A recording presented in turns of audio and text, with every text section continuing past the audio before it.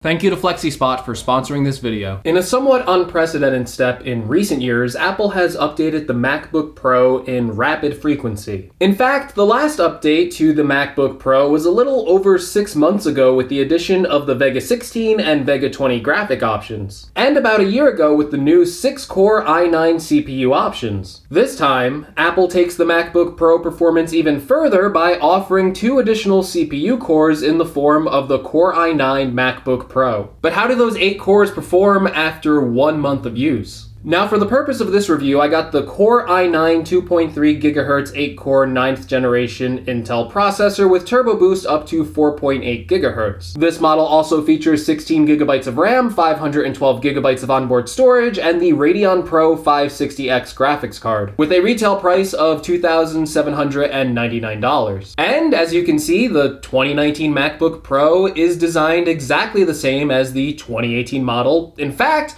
the 2019 MacBook Pro is the same exact design from 2016. It still has the same exact design chassis. So that means it still has a 15.4-inch screen, a resolution of 2880 by 1800 at 220 pixels per inch with support for millions of color with the wide color P3 color gamut. Like the 2018 model, the 2019 model also comes with Apple's True Tone display technology, which can change the color of the screen depending on the ambient lighting environment around you. And if you're used to the screens on this generation of MacBook Pros, the 2019 model is no different. It still has a fantastic display with 500 nits of brightness, razor sharp text, and great color accuracy if you're doing any photo or video editing. Of course, 4 years later, it still only includes 4 Thunderbolt 3 USB-C ports, which can be an advantage or a disadvantage depending how you look at it. The advantage being is that these ports are really powerful with 40 gigabits per second of throughput. The downside is that you don't have any legacy ports like USB-A or even an SD card reader, which can be a little bit inconvenient at times. And of course, because we always have to mention if a product has this now, the 2019 MacBook Pro still has a headphone jack. Another thing that doesn't change is that the 2019 model still has the Touch Bar and Touch ID sensor. However, under the Touch Bar, you are getting a slight change this year with the keyboard. Apple's 2019 keyboard features 2 new material changes, the first being a material change that goes underneath the keycap, switching from a special polymer to a nylon fabric. The second change is to the metal dome switches themselves. As I mentioned in my earlier videos covering the 2019 MacBook Pro, Apple says that this change to the 2019 keyboard should fix a lot of those issues, especially regarding stuck or repeating keys on the keyboard.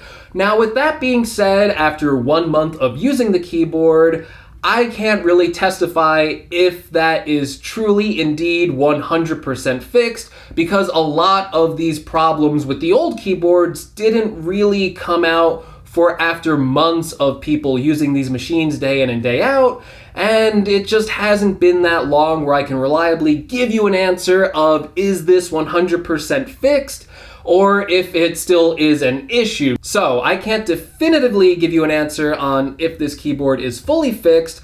With that being said, Apple is including it in the keyboard repair program, so even if you buy it and then it breaks in a year or 2, or up to 4 years in fact, you can get a free replacement from Apple.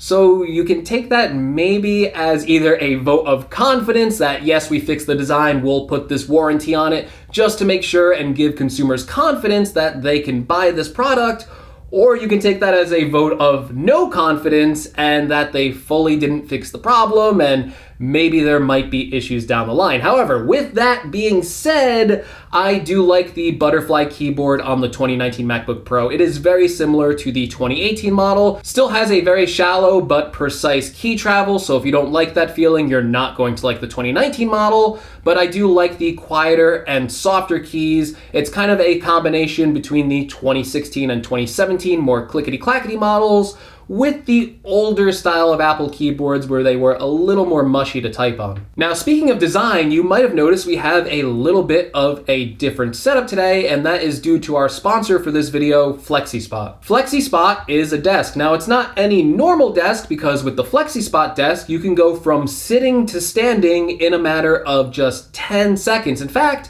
I am standing up right now in this video. I'm not sitting down. FlexiSpot features an electrical height adjustable desk featuring a convenient programmable 7-button digital display panel that makes your sit-to-stand transitions effortless. With 3 programmable presets, you can easily save your favorite seated, standing, and under-desk cycling heights. Yes, you can cycle on the FlexiDesk. Plus, you can even see your exact desk height on the energy-efficient LED display. You can even set this thing up to give you activity alerts of when you should be sitting or standing on regular intervals, much like an Apple Watch. FlexiSpot is designed for maximum structural integrity, and the frame features a double steel tubing that ensures stability even at the highest height. On top of that, FlexiSpot's thicker and more durable powder-coated seamless surface resists scratches, water, and stains. You can go to their website by clicking the link in the description below to order your own desk, and you can pick from a bunch of different configurations and desk types. So if you want to get an awesome sitting and standing electrical desk, and honestly, this is really awesome, I love this thing, make sure you check out the link in the description, and thank you so much to FlexiSpot for sponsoring this video. Okay, so despite the keyboard, the outside of the 2019 MacBook Pro is basically the same. Now, where the real changes come in is inside of this machine. Now let's run down a list of benchmarks. Now I'm not going to go too in-depth on these because I already covered these in a previous video. If you want to find some more in-depth benchmarking, make sure you check out the video above. Now running through our list of benchmarks, Geekbench scored a 5,679 on the single core score and a multi-core score of 29,770. Running Cinebench, we got a score of 3,045. Running the Heaven benchmark on medium, we got a 1,743 score with an average FPS of 69.2. Turning the Heaven benchmark up to Ultra, our score only came in at 551 with an average of 21.9 frames per second. And using the Bruce X benchmark on Final Cut Pro 10, it exported in just 35 seconds. Now those benchmarks are just raw numbers, and the people that know what those scores mean are going to be able to interpret them the way they want.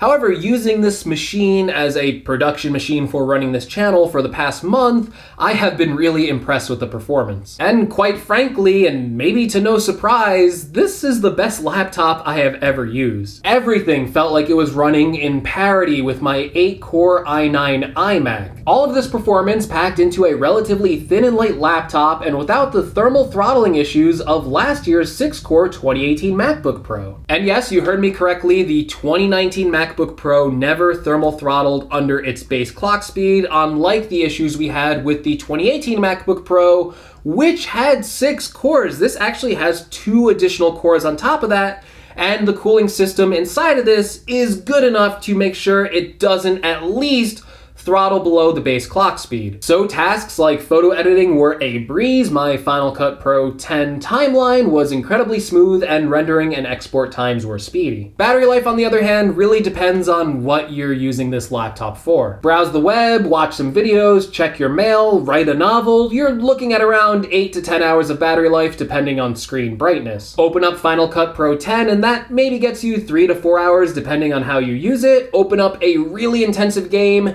and that battery life can drain down in just under 3 hours. So an 8-core, Core i9 MacBook Pro that doesn't thermal throttle under its base clock speed, everything is perfect with this laptop. There isn't any issues, right? Well, that's not entirely true. This machine, the one I'm using in particular, has 2 weaknesses, and the first one would be the Radeon Pro 560X graphics card that's inside of it. It's a decent enough graphics card for playing the occasional game on medium settings, and was good enough for what I do with my current video editing workflows, but this graphics card is the same graphics card that was around in the 2018 version, and it's getting a little older at this point for a 2019 computer. Now, even though I was a little disappointed with the Radeon Pro 560X in this machine, that doesn't mean that this is the top of the line graphics card you can actually spec it out to. You can go for a Radeon Vega Pro 16 or 20. The Vega 20 graphics seem to be a much better option, with reviewers reporting increases of up to 70% in performance. Now, the second biggest issue to the 2019 MacBook Pro, and this actually isn't really new on this generation of MacBooks, is the amount of heat that this thing puts off. Now, if you're doing something simple like browsing the web in Safari, you're not really going to be putting off any amazing amount of heat, but if you are working that CPU running some sort of intensive application, this thing gets really, really hot. If you touch the bottom of this thing and put it on your lap on a hot summer day, it gets very uncomfortable. If you're typing on the keyboard and you're running Final Cut Pro at the same time, it gets a little toasty up there. Another side effect of all this heat is that if you are using the MacBook Pro under load, the fans can spin up and get really, really noisy, so if you need a quiet work environment, that is also going to be an issue. Okay, so after using this MacBook Pro for about 1 month now, this is a hard review for me to conclude because on one hand, this is the most powerful MacBook I've ever used, and Apple has solved a lot of the issues with the previous versions of this generation of MacBook Pro,